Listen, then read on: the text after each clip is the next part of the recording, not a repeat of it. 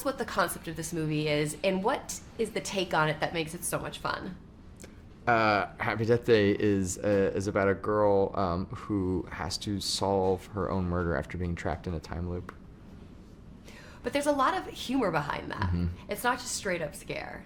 Yeah, no, I mean, we wanted the movie to be scary, but we also felt that because of her situation and because she's trapped in the same day and it therefore becomes predictable, that in the effort to solve her own murder, she also can start manipulating things, and that really lent itself to the humor, I think, angle of it all, because she doesn't care anymore. She can do whatever she wants. Yeah, that empowerment montage is like my favorite part. Yeah. So talk about the things that she does once there's no consequences. I mean, she's eating, whatever she wants. I mean, she's doing all the wish fulfillment things I think that we all have. Like she's, no concerns about calories or your body, and she's walking around naked. She's telling people off. She's making amends.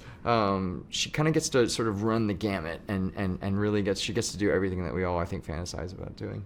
What would you do if you had a day with no consequences? I would do what she does. I mean, I would start by eating. I think I would just eat and eat and eat everything I would want. take out the current administration.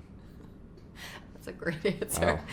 Oh. This movie... It's really I serious. went dark. You went dark, but you went dark. honest. But I went honest. Of course, I just went selfish and wanted to eat. Oh well. This movie does a great job of, you truly don't know who the killer is until the very end. So how did you do that?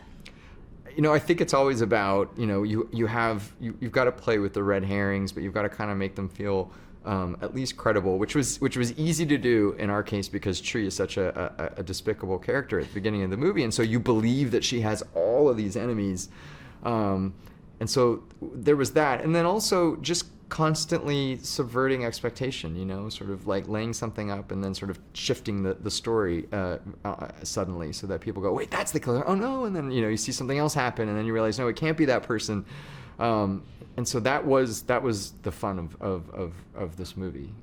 Talk about shooting basically a comedy and a thriller at the same time, right? You're going from hilarious scenes to terrifying murder scenes. I think I always say that comedy and horror are very similar to me. The setup for a scare is very similar to the setup of a joke, and so they work really well together. And I think that I like to use comedy a lot to endear the audience to our characters. So Tree being funny and not just being another sort of run-of-the-mill, heroine, that it gives her more personality. And then when you care about the characters more, then when they're in jeopardy, that payoff is even greater.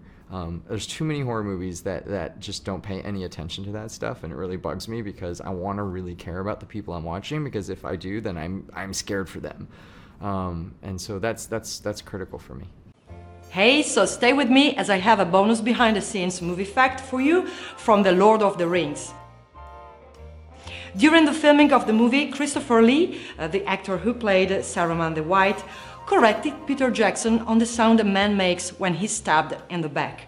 The director has been quoted as saying, "When I was shooting the stabbing shot with Christopher, I was explaining to him what he should do. And he says, Peter, have you ever heard the sound a man makes when he's stabbed in the back?" And I said, "No." And he says, "Well, I have, and I know what to do."